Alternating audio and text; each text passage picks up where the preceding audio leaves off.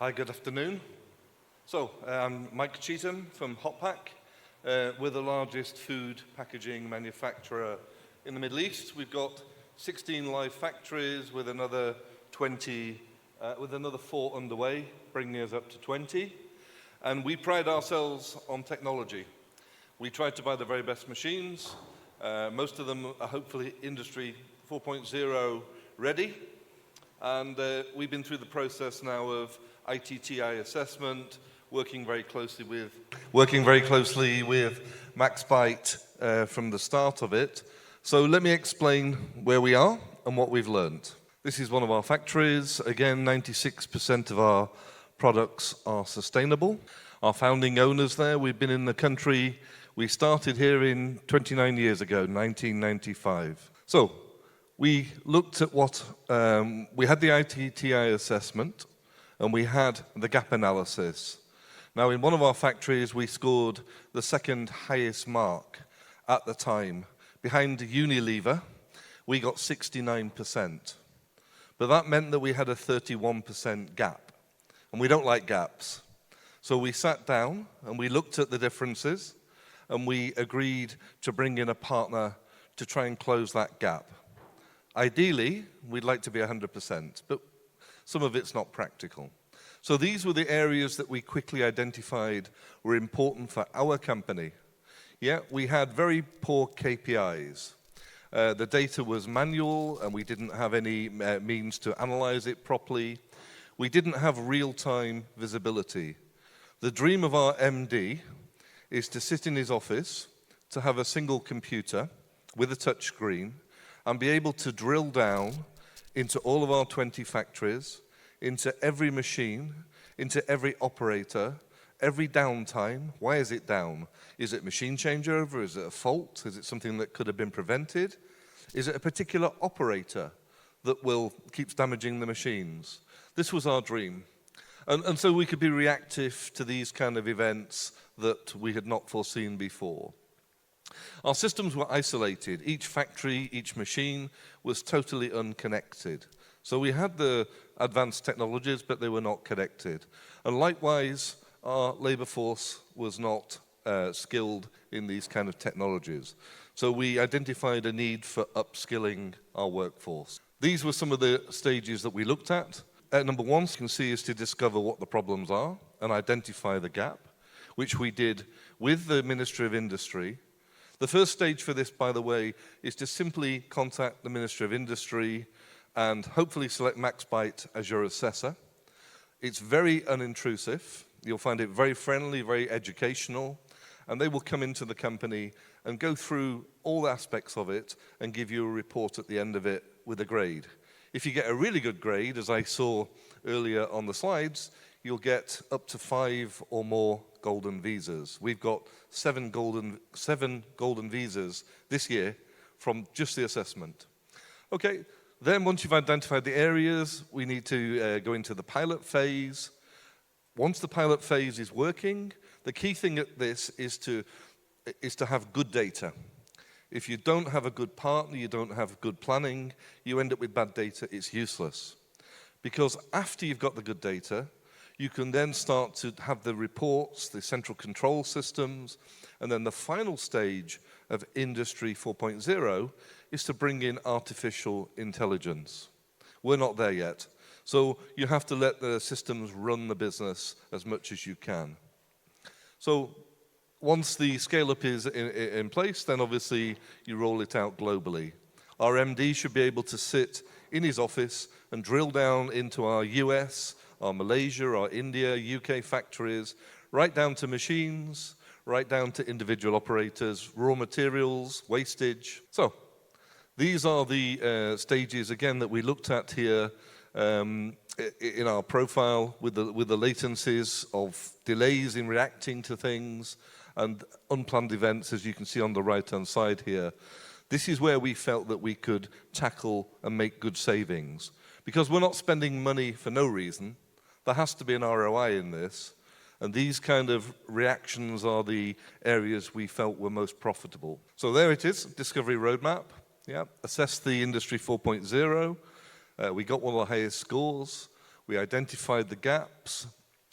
We have developed a roadmap now with Maxbyte, which we're underway. Even with our advanced machines, there were many of them that have different interfaces, different communication protocols. So you need an expert company who can start to connect all these things together. Plus, you need to add more sensors. And then you need the interfaces, you need the command and control systems.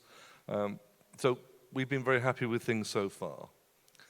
This is an example here of the pilot scheme that we have done.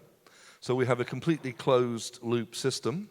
We have KPI indicators all over the factories. Our owners can dial into it. And we're looking to reduce downtime on the right-hand side. Obviously, quality control. The system should be able to predict failures, maintenance, predictive maintenance, the conditioning. For example, you might have a machine in your factory. You have no idea if it's actually consuming the power that it says on the badge. So again, fitting smart meters to the machines so you can check, is the machine overheating? Is it using too much power? These are the kind of things which we've successfully implemented with Maxbyte. Again, fire and safety systems. So we're connecting smart factories now. Our fire systems are connected, our energy systems, the maintenance, heating, air conditioning. These are the plants which we started in. The USA is on the left. We've got UK there. The primary ones are DIP2 and also ICAD, NIP we're looking at as well. Okay? So this is one of the screens that we have that we can dial into the factory, and then we can dial into individual machines, shifts. We can see the power consumptions, the cartons, the output, the waste. All the data's there for us. And again, each of these can be drilled down into. You can see here the manufacturing of the machines, reports on what's causing it to go down. I don't know if you can see that clearly, but everything can be drilled down. We know exactly what the machine's doing. We know its consumption of raw materials, the wastage. Again, more and more reports. And again, once the data is good from each machine, from each factory, then we can start to bring in AI. And the AI will watch all of this data, and only if something is very, very important will it bring it to our attention. So these are the benefits which we've derived so far. It's a long roadmap. It's 3 to 5 year roadmap minimum. We've seen an increase in productivity, a reduction in the manual effort, improved usage of our assets. We're trying to get our machine uptime now as close to 100% as possible. Quality is important, so quality control is also fed into the system and analyzed. Obviously, energy consumption. This is one of the key, easy, low-hanging fruit, is to control the amount of energy now and make sure the machines are used to maximal effect. And of course, with all of these, we can control our price, and we can control our quality, and this gives a best result for the customer. So there we are. There's our roadmap with 16 plants now. We've worked closely with the government, with Maxbyte. I think you'll find it an easy road. It's very supportive, it's very business friendly, and I would strongly recommend that you embark as soon as possible. There's our future landscape, obviously. We've shown you where we are now in the completed stage. In progress is underway now. But as a result of doing this, Hotpack has been invited by the Ministry of Industry to go forward as a lighthouse factory. Now, I don't know if you know, the lighthouse is the ultimate award to any company in the world. It's hosted by the World Economic Forum, and at the moment in this country, I believe only Unilever has that status. So by investing in this kind of technology, we're reducing our costs, we're controlling our overheads, we're increasing our efficiency, and our factory has been, or maybe 2 of them, have been selected now to be one of the best factories in the world. That is as a result of working with Maxbyte and with the Ministry of Industry. That's it. Any questions? Good afternoon. I'm Mikhailo from IPAC. First of all, congratulations for this achievement. It's very impressive. My question here is, what kind of practical results did you get with this predictive maintenance, especially in terms of, predicting breakdown. So did you really manage to get some models and prevented how do you prioritize it? And second question is, what kind of platform? Because you mentioned like AI is still not there, it will be future, but how exactly you're using it now? Okay, so at the moment, our machines are all very, very new. They have a 20, 30-year working life. So at the moment, our machines don't normally break down, so it's hard to have the data. But things like vibration sensors, temperatures, speed, that is all being built up. At the moment, we're building the normal data. So if something starts to go wrong, we need to know where we set that parameter so that it will warn us that something's going wrong. So now you are on a data collection stage. You are Yeah, just building your critical sensors and critical data. Correct. Okay. And in terms of AI, we're not ready for that yet. We're only halfway along the roadmap. The roadmap for the World Economic Forum is at least a 5-year roadmap. So we're hoping to join it now, and then when we move down the road towards AI.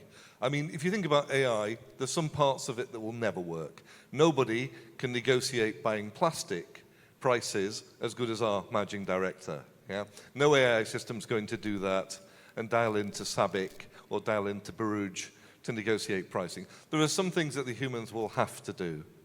But in terms of this kind of maintenance, power consumptions, quality control, that really can be automated, but we're not there yet.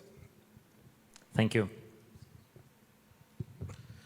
Hello, good afternoon. This is Anup. Couple of questions, and first of all, congratulations on achieving the growth that you've had, especially in the transformation. Now, my question is, when you are going through this transformation, what is the democratization of data, right down to the factory level and so on? What are the learnings there? If you can share some of those learnings, how did you upskill the staff in terms of using data to make decisions in the shop floor and so on? So any learnings, any experiences that you've had? Thank you. Okay, this is a nice one, because if you come to our factories now, at the end of these very advanced production lines, you would previously see manual workers doing this all day long. Now we have robots. So the robots are doing this now. In fact, they'll take the finished goods, they'll open the carton, they'll put it in the carton, put it on the pallet, it's all done by robots in the best lines. So what we've done with our workforce is upskill them. They've now been trained to operate the advanced machines. And we've segregated the data now and given the operators now screens nearby them or access to the data on mobile apps or PCs nearby so that they can see what they need to know. They've been upskilled to use that information and that they can now use to operate the machines safely, and they've become technical. They've gone from being manual to skilled, semi-skilled, which means they get a better salary, our machines are more efficient. So in terms of the data segregation, we've got massive data. The idea is to give each operative level what they need to operate. Our MD would want to have everything to be able to drill down. An operator would just want to know about his particular machine, if something's going wrong with it, the supplies. But then some of the data needs to be fed into procurement because our systems, our SAP system knows what the orders are. We need to plan the scheduling of it. We need to order the raw materials. So that will need a different type of data. So we're working very closely with Maxbyte on ensuring different levels of data go to the necessary parties. Hi, Mike. How are you? I got 2 questions for you, please. First question is change management. How did the process of dealing with the change management when you implemented the new protocols, and were there any resistance, and how did you tackle it in a positive manner? That's number 1. And number 2, when you talk about SAP integration, did you find any difficulty integrating with a very sophisticated system such as SAP when you implemented the new protocol as well? Just these 2 questions. Yeah, so I think in terms of introducing it, We didn't find much resistance. I think everybody appreciates that if you don't do this, you won't be here in 10 years' time. So you need to accept that this is a necessary change.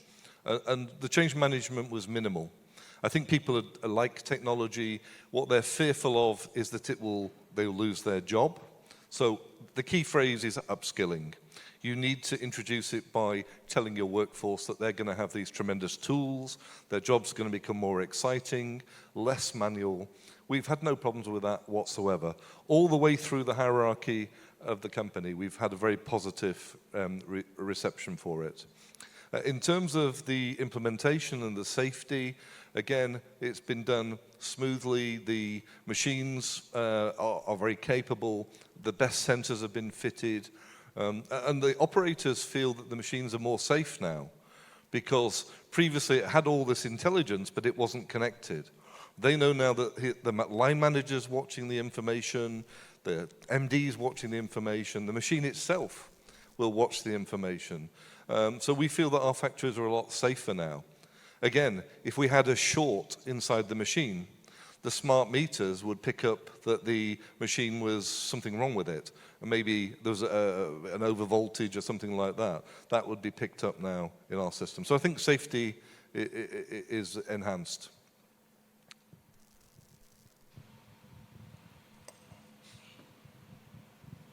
Ahmed Rizq من Emirates Steel Arkan.